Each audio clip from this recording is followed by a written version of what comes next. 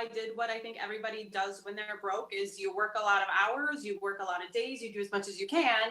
And I did like 5-6 days a week, 50 hours a week. But that kind of just started to push it it was hard on my body.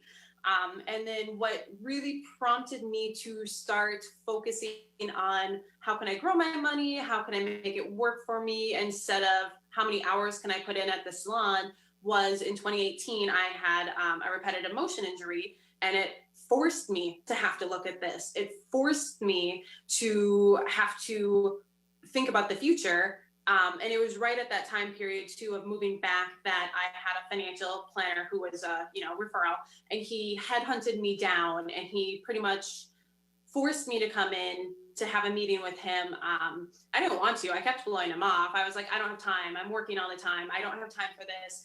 I have more important things. And he pretty much hounded me until I came in, sat down for a meeting, and we looked at things together. And so that combination of having information in front of me, as well as not physically being able to do the amount of work that I was doing, kind of just put me on this path of, wow, I need to plan ahead for me because nobody else is going to do it for me.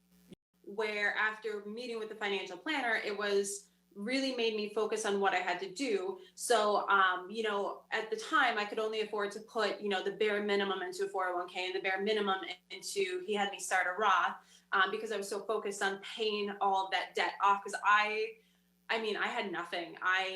I very easily could have filed bankruptcy, but I didn't. So working with him, it was as debt kept getting paid off slowly, it freed up more money where, I went from putting 6% into my 401k to 10% to 12 to 15 to 18. And now I put away 20%. And then with my Roth IRA, I put away, I think I started at 100 and then 200, and now I'm at 300. So it's like I work with him to kind of max that out with what I can afford. Projected at 50 something, you're going to have 1.5 million. And that is actually very lowball too. Right. I will have, when I retire at 56 on my lowball trajectory, I'll have 1.5 million, almost 6 million. And we lowball that. I work with my financial planner and my income is in the 70s, but just from working with a repetitive motion injury, working with a commission job, we lowball that to going off of an income of like 60 or 65,000.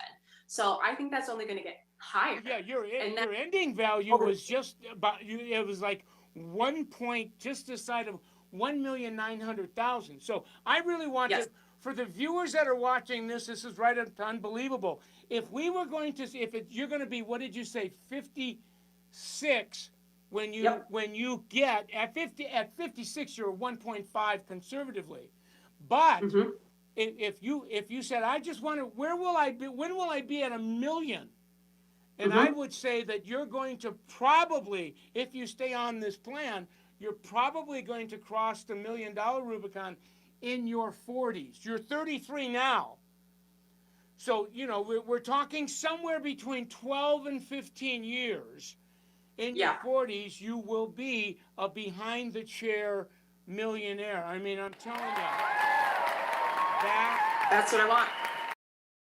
When it comes down to it, I think the biggest thing is how can you make it easy? Like if you're a technical person and you can find an app that will work for you, awesome. Get an app, download it, figure out where you can find those accounts. Does your job offer a 401k or do you have to go for a Roth? Are you a contractor? I'm an employee, so I get a 401k, but if you're a contractor, you still have to save. I don't know what type you would be for contractor. For myself, it helped for me to speak with somebody and have them visually show me, graphs and that total. Like it was on my Edward Jones account that I found that picture that Michael Cole was showing of projected. I am going to have pretty much conservatively 1.6 million when I hit age 56.